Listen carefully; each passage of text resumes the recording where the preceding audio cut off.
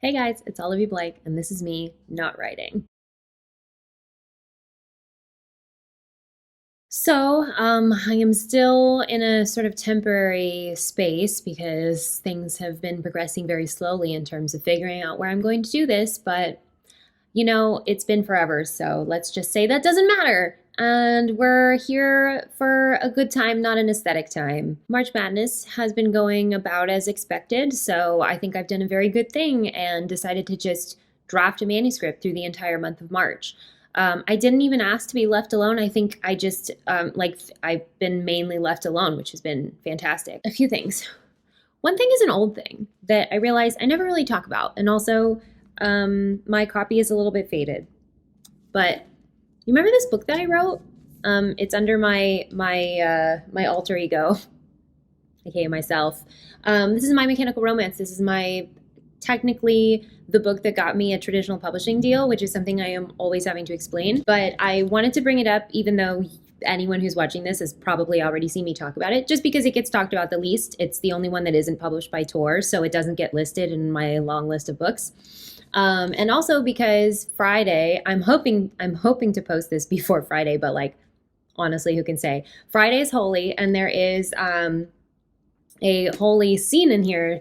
There is a kiss scene that I am always thinking about around this time of year, and of course I'm not going to be able to find it on the spot, but it's a particularly good scene. Pretty fond of this book. I saw something floating around again talking about girls in STEM and all the microaggressions against women in STEM and how difficult that can be, and that is basically what this book is about. In addition to, how nerds are so hot these days. So this is just a reminder that this book exists, and I picked it up like earlier when I was looking through how many copies I have left, which is basically just this one faded one, and ended up rereading some of the scenes, and it's built a lot like a sports movie, where there's kind of like an adrenaline part where you're like, oh my god, is it going to work? Are they going to score the goal? Are they going to defeat the other robot in combat? And I really, I know I wrote this, but it's long enough ago that I've almost completely forgotten it. So it did still make me tear up the same way that those sports movies make me tear up. The other thing I wanted to show you is that the girl dinner arcs are now available, have been printed, etc. I think you may have seen the cover reveal. I think this is a fantastic cover. I am not the biggest fan of sprayed edges, but I think the cover is fantastic. I love it very much. I will get around to doing a giveaway of one of my arcs, so that will happen probably on Instagram. I think I tend to find giveaways more enjoyable if there's a call for something. So I think I will ask what your favorite treat is, and go from there. And then, of course, the most pressing, most relevant, Gifted and Talented. This is the hardcover, the final version. I am very excited to show it to you. It is very beautiful, but it also has this little surprise that I wanted to undress this book for you. The cover illustrator is Tristan Elwell, but the designer for all my Olivie Blake books is Jamie Stafford Hill. So he also did these end pages. They're wrens because it's about the wren family. But also this part that you'll get after you read the book. But I thought this was just so funny, and it was even better to see it in person. I love it so much. You'll get it. You'll get it. It'll be great. It'll be grand. Okay, I am going on tour April 1st through April 6th, I think, or 7th. That tour is available for you to find on my website, my events page, on the tour social media. You can find it. But I am stopping a bunch of places. But also remember that I will probably do more events for Girl Dinner in the fall. So if I'm not going to where you live yet, don't worry about it. I'll make my way there gradually, slowly, assuming I don't die in a plane crash or in a fascist uprising. So I've got a couple of things, a couple of questions. One is like I found a question in my notes file for this, and I don't remember where it came from. So okay, but one of the first questions was from someone who said that I talk about my favorite books a lot. Also, this question is so old it got buried under a bunch of other asks on Tumblr, which Tumblr is being really weird right now. Do any of you who live on Tumblr, have you noticed there's something weird happening? There's like many bots. Initially, I was like, why have this many people followed me on Tumblr, a platform that I'm pretty confident that me and like 12 other people are using? And, but my initial reaction was very much the part with the opossum in The Wild Robot, where she's like, who are you? Go away. And they're like, we're your children. But anyway, I think I was right. I think they're mainly bots, but you know, I don't know what's going on. But anyway, I was irresponsible with my inbox. And so someone said, you talk about books a lot, which is great, blah, blah, blah, but you never talk about any movies or films. Or sorry, you never talk about music or films, which is false. I do. I just do it in writing. So my newsletter comes out once a month. And in my newsletter that you can sign up for on my website, I don't have a Substack or anything like that. Honestly, this is just like, I'm never going to get more professional about promotion. It's never going to happen. This is the best you're ever going to get. But I do send out a newsletter once a month, and it includes 4 books that I am reading that month, either that I like have recently finished or I'm going to get to, and 4 albums that I am listening to. So that is something that I not only send out in my newsletter, but also post on my website, which is olivieblake.com. So that is available to you. This month, I did talk about Cowboy Carter, which I listened to by Beyonce, which I listened to after it won the Grammy for Album of the Year. I wasn't that curious about it because I tend to find country.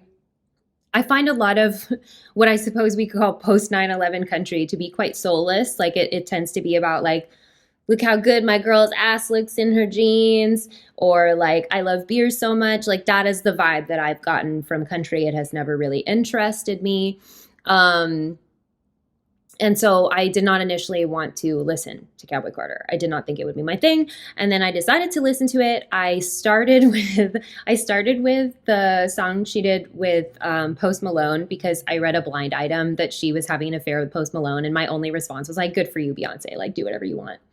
And I was like, wow, this is beautiful, actually. So then I went to the beginning and hit play, and basically is my way of saying I had forgotten. Like, I feel like I knew intellectually that country music is something that like it has a narrative. It's an excellent vehicle for storytelling, that it has all these other influences. And I forgot about that until I was listening. Like, I forgot what a country album could be until I was listening to Cowboy Carter, and the fact that it was extremely like soulful. There were obviously gospel influences. The storytelling was really great. I loved the slight tone change on Jolene, and just the sort of like villain Beyonce that came out. I really enjoyed it. I had just like, I don't mean to like proselytize to you about Beyonce. I'm sure you're aware of Beyonce.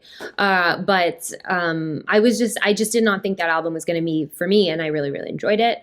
I've also been listening to an old album, which is Language and Perspective, I think, by Bad Sons. Bad Sons is one of my favorite bands. They are local. They're from LA. They have had more recent music come out. I'm just very fond of Language and Perspective. I'm particularly a big fan of the song Salt. And Transpose. I don't know. The whole album is just really good. And so I kind of fell back on that recently. I've been listening to a lot of the Super Kitties album, which is Super Kitties is a show on Disney Junior. And obviously that's because of my son. But I will say I was very against Super Kitties because I'm like not a big fan of Paw Patrol. Like I can't get behind the cop dog. Just overall, it feels a little deranged to me. Like it feels like if Christopher Robin, like Winnie the Pooh, and all the characters in Winnie the Pooh are characters in Christopher Robin's imagination, and I feel like all the dogs in Paw Patrol are like a delusion that Ryder is having. But that makes me worry about Ryder as a child, because we don't actually see his world the way that we see Christopher Robin's. Like, we know that Christopher Robin occasionally disappears and goes to school, but like what's going going on with Ryder. Anyway, so I was kind of resistant to Super Kitties at first. It looked really dumb. It looked like one of those shows that's like very, very oversaturated. Story is my life, okay? I need the story to be good. But I actually love Super Kitties. It's extremely campy. All the villains are played by adults, and they are obviously having the time of their lives. And I also did not realize that it had these like bangers in it. Like the show is not a musical per se, but I would say there's like at least one song per episode that it is very adjacent to pop music, but occasionally has more of a Broadway feel. And the villains are played by like Cat Burglar, who is one of my son's favorite villains. There's a wide array of them. I have to talk to you about Jaja. Jaja is this bird who is essentially Sharpay from High School Musical. Like that's who that character is. And then there's Cat Burglar, who's obviously a cat. And Cat Burglar is voiced by Justin Guarini, which I think that just blew my mind. I mean, as someone who watched the first season of American Idol, it was crazy to see him. He was in the seminal film from Justin to Kelly. And yes, I am older than you think I am. Who else? Cat Burglar's cousin Sassy, who is also a burglar, is voiced by Annika Nani Rose, who voices Tiana in The Princess and the Frog. I definitely thought she was too famous for that, but I did recognize her voice. That was exciting.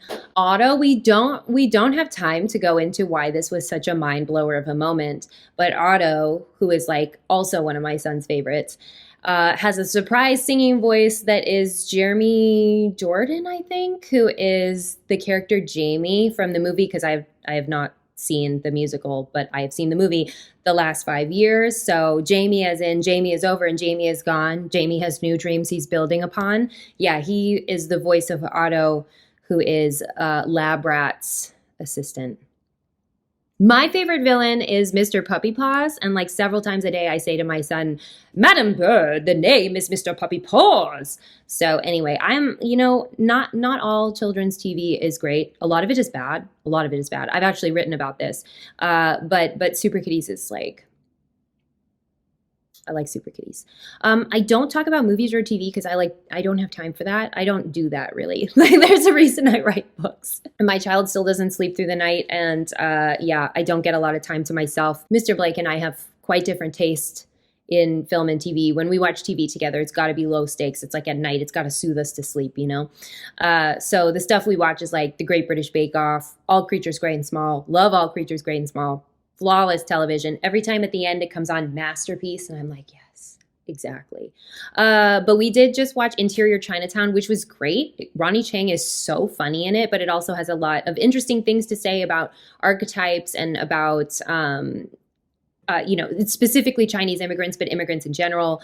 Really interesting story work. Again, like I can't say this enough. Really funny. Last movie I saw, I don't know, probably The Wild Robot. Like, that's where we're at.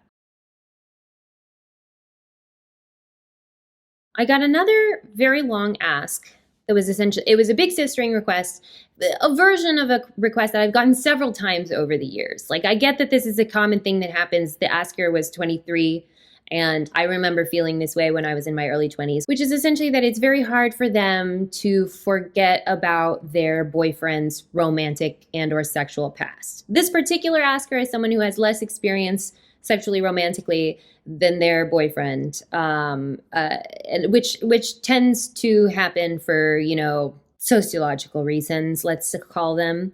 But anyway, so I have two answers for you. The first one is going to be the big sister answer, which is that, it's something that, and also bearing in mind that this is not someone that we have any like bad feelings about. We don't think that this person is cheating on them. There's no like instinctual red flags. It's just that, hey, I personally can't deal with my boyfriend's past, even though he says it means nothing.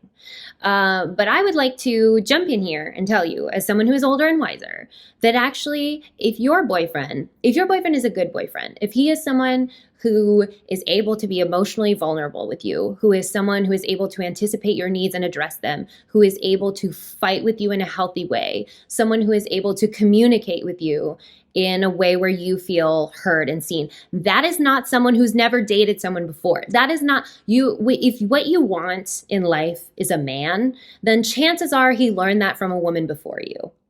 Unfortunately, I think there is this kind of weird expectation that that we're going to find the perfect man and he will have never touched a woman before us, and it will, or like we're going to be the first person he's ever loved, blah blah blah. But that doesn't actually create someone who understands how to love another person. Like, I don't think you have to think about it as a bad thing that your boyfriend has felt things about other women before. Like, I don't think you need to write off your, I'm saying boyfriend, but for any partner, I don't think you need to write off your partner's romantic past as saying it was nothing, or that you have to be more important. What you have to be is what you want to be is the lasting one, right? You want to be the relationship that sticks. You don't need to be the first. You need to be the last. When you're young, there's that insecurity that's really hard to shake, this feeling of like, well, if they were in the past, then I could be in the past. It's a very short leap from I'm afraid of him still having feelings about other people, which is not likely, to I'm afraid that he'll leave, right? And I think that is something that can really poison a relationship, but it's also something that's 100% to do with you. And unfortunately, this is the hard part. Is like the only thing that will ever prove to you that he's not going to leave you is time. Like, this is something that I had to go through myself. I think I met Mr. Blake when I was 22. And it took, by the time we got married when I was 25, and which is absurd to think about now. And I would say on our wedding day, I was still only like 80% sure that he wouldn't leave me, but that number increased every year that he stayed, basically. So that now I'm in a place where I don't feel like I ever have to worry about my relationship. I mean, obviously there is still a chance that, there's still a chance that any number of things could happen. Life is unpredictable. Relationships require attention and care. I think I tend to be very pragmatic about it and just think that what's important is that every day I wake up and I choose this and he chooses this, and that's more important to me than the promise that he'll never leave, right? But at the same time, the only thing that can prove to you that he loves you and is building a future with you is that over time, he will build that future with you. And so, which leads me to my second piece of advice, which is unfortunately not big sister advice. It's actually mom advice, because I'm going to give you a lesson from Daniel Tiger. That is another children's TV show. That one is on PBS, and it's the cartoon version of Mr. Rogers' Neighborhood. And that one also has musical aspects, but it's meant to it's meant for small children who are more susceptible to they'll remember something if it's in song. So I'm going to give you a Daniel Tiger song that I think is very important. And hopefully it helps you, or soothes you at least, as you get through the difficult part, which is time passing. Enjoy the wow that's happening now. I actually am not confident about that melody, but essentially, the reason this lesson comes up, it's particularly a scene where Daniel Tiger is so looking forward to his blueberry ice pop. And blueberry is his favorite, and he's so excited about the blueberry ice pop. And they go to get their frozen treats, and he orders his blueberry ice pop, but then he gets distracted by the number of other treats that there are. He gets distracted by the rainbow ice and the peach ice and the whatever. There's 6 other kinds. And he starts thinking about, well, what about that one? That one looks good, or that one and that one. And as he is doing this, his blueberry ice pop melts. And so he almost loses the opportunity to enjoy this thing that he's been looking forward to so much. And I am applying this to your life, because all you can do, right? This is where we turn back into adults. The only thing you can control is yourself. You cannot control him or his past, or whether his past plays into your present. The only thing you can control is how you deal with your feelings about this.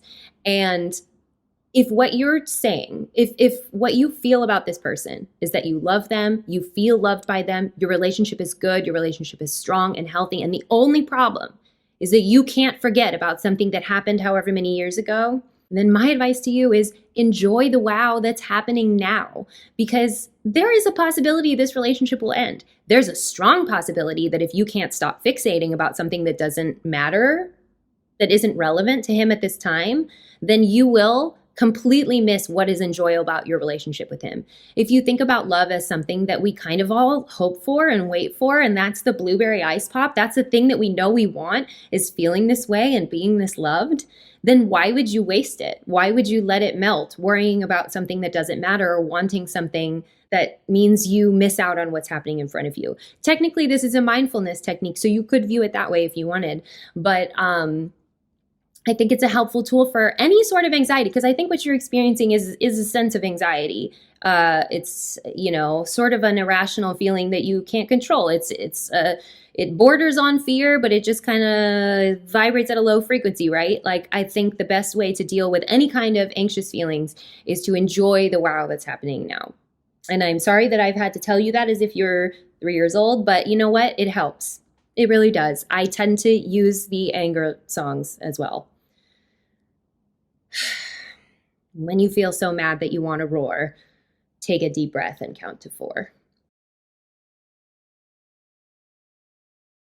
There are 2 other questions. One I think I can answer quickly, although who knows. One is essentially, how do you choose an idea if you have multiple ideas, story ideas? These are both writing questions. If you have multiple story ideas, how do you choose which one you focus on? And I answered this briefly when I did V.E. Schwab's podcast. Actually, I don't think it was all that brief, but I did answer it while we were doing V.E. Schwab's No Right Way, WRITE Way podcast, which was fantastic. Such an honor. Can't believe it. Whatever. It's fine. I have to treat this like a normal day. How do I decide? Sometimes I just go ahead and write both. Usually, I don't think I think if we're being honest with ourselves, we only have the complexity of bandwidth for like 2 big ideas at a time, things that are fleshed out enough to actually start writing. I don't think you typically can have more than 2 at a time. And I'm someone who has a lot of ideas, so I feel credibility saying that. And I just go ahead and write them both. It does not take very long, I think, to figure out which one is like moving faster, which one I start to have more ideas for, the thing that is sort of populating the excitement, where the muse is like starting to whisper to me at night. You usually figure that out within a week, in my experience. I think that it's totally fair to have ideas that feel equally exciting to you or equally like they could be the hot thing. And then you sit down to write and it becomes really clear one of them probably isn't. Or you could have more. I mean, you could do the same experiment and just spend like 7 days writing 7 things, and one of those things is going to come easier to you. And that's the thing that you should work on. I have learned that first of all, with publishing especially, there's no point trying to write to the market. It doesn't work. No one knows what the market is. It's all a guess. Don't bother. And also sometimes I get things like I have deadlines coming up that like you want to prioritize things in an intellectual way that's like, let's do first the thing that is due first. But sometimes that's just not where the muse is. It's not where the mood is. And so it is more of a waste of time, I think, to sort of labor in something that's not working, as opposed to just get the idea that's pressing in on you out of the way. As methodical as many people can be with writing, I'm not. We know this. I'm not. But as methodical as some people treat their writing, it's still art. And so to some extent, I think you are still on the hook with your artistic impulses. And you do have to give in to those now and then, because sometimes the demons will just come for you. The other question was, I was wondering if you had any world building advice for secondary fantasy worlds. So not this world. This is like, so this is high fantasy, second world fantasy. This is like the Lord of the Rings, as opposed to, any number of things, the magicians that partially take place here. The Atlas Six is another example, written by someone, who knows. So for writers who are very character driven, how do you make the world feel real when starting with mostly character ideas? I would figure out how the world has created the character, or how the character is responding to their world, because I don't really think that you can develop a character without any consideration for how the world has shaped them that way. Things like, do they have siblings? Are their parents alive? What are their relationships like with their parents? Have they been in a lot of romantic relationships? Like, I think if you're a character first person, you're already answering questions like this when you're determining, why is this character like this? Why is this weird little guy like that? And some of that, like when you're determining the ethnicity of a character, that for me comes from somewhere. When you're when you're determining, like, is this character an immigrant? Has this character lived here? Has their family lived here for 7 generations or what? Like, these, when you're answering these questions, I think you are automatically answering questions about the world that they live in. I'm not the best person to ask about secondary world building. I mean, that's just a fact. I don't do it very often. But I think that there is no such thing as being able to remove a character from the world entirely. And I specifically do a lot of work on the systems that they're born into. I've said before that I feel like my fantasy tends to use magic in a sci-fi way, where I just sort of determine how the systems work. And I just turn the dial on something and follow the trajectory of what that would mean for that fantasy world. But if you're building a fantasy world from scratch, that's something I don't do very often. The best way to approach that is to read secondary fantasy worlds that you like. I think it is not possible to be a published author and not read your contemporaries, because there is an appetite. For each genre. There are hallmarks for each genre. There's rhythm and pacing, and, tropes is something that gets thrown around very incessantly these days, but there are expectations for what a genre delivers. And so I think even though you can subvert or change the way you approach those things, you still kind of need to know what they are. And so, yes, there are authors who are super methodical, who know a lot about their fantasy worlds, who show you a lot of that world. And if that's what you like in a book, then that's something that you can mimic. That's something that you can pattern your book off of. You can see how many times how do they show you the world? Conversely, if it's not something you like, if there's something that feels info dumpy to you, like, what does info dump mean to you? Why is it done well in a book that you like, or done poorly in a book that you don't like? I think those are things that you can really only determine. What do you enjoy? What do you think makes a story? And then apply that to your own writing. So how might a book have done this well? How might you have done it differently?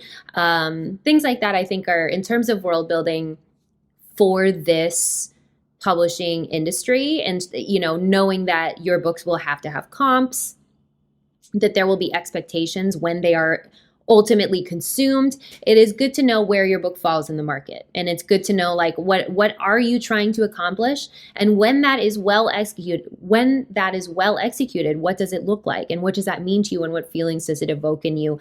At what point are you like, I need more information, I don't know enough about this world? At what point do you feel I'm not interested in this degree of world building, which is a lot of, I feel that a lot. Then to ask yourself why. I think that it's very possible to only skeletally build a world and focus mainly on the characters, as long as you understand how the world has led to those characters and why they are the way they are. So I've said a lot of words to give quite a simple answer. But again, I'm not really the person to ask about that. I did just remember that I have a bunch of arcs. I think I'm going to grab those to show them to you. I've recently gotten a bunch of cool stuff. I just finished Lucky Day by Chuck Tingle. It is excellent. It's deeply existential. It really goes into the absurd. I'm desperate to see a graphic novel of it. Anyway, that's really good. I've got Immaculate Conception by Ling Wang. I really loved Natural Beauty. It was one of my favorite reads of 2023? ? I'm super excited for this one. This is a fiercely competitive art world I'm in, Obsessive Friendships. Isabel Cañas is another favorite of mine, and I could not be more excited for this book. This is The Possession of Alba Diaz. I can't wait to read it. I'm like purposely saving it. This is A Mastery of Monsters by Liselle Sambury. It feels dark academia, I think. Academia is cutthroat enough without claws and teeth. And I also got The Irresistible Urge to Fall for Your Enemy, which I'm excited for. I know this is a secondary world, so, there's already a lot more world building than I typically do, because there's a map in here. There's a map. So, yeah, I'm really excited for all of this. Mr. Blake is currently doing a thing where he's reading older classics that he didn't get to in high school. he did not read for pleasure until like deeper into our relationship, which is, it's a wonderful thing. A wonderful thing about being with someone for a long time is they become different versions of themselves, and sometimes in a really exciting way. I asked him how the book was going, and he said, well, we're still in the monastery. So I just thought that was a cute little note. Eat the Ones You Love. This is great. This is such a weird little book. It's twisty. It's weird girl stuff. Like, I think it was a really interesting way of approaching toxic relationships. Like, not just like toxic friendships in addition to toxic romances. And like, it's kind of a monster fucker book as well, except it's a plant. This is really great, by Sarah Maria Griffin. And I got a read of Emily Henry's next. There it is. Great Big Beautiful Life. I don't know why they sent this to me. Like, surely she doesn't need anyone's help, much less mine. But it was really good. I think this is the Emily Henryest of the Emily Henry books. Just like I think Gifted and Talented is probably the Olivie Blake book. I enjoyed it very, very much. But I am of the opinion that Emily Henry's books get better as they go. I really enjoy her writing characters in their 30s. There just feels like sort of a different tonality to it. And I like it, maybe because that's my stage of life. So yeah, this has been me, Olivie Blake, not writing, and I'll see you next time.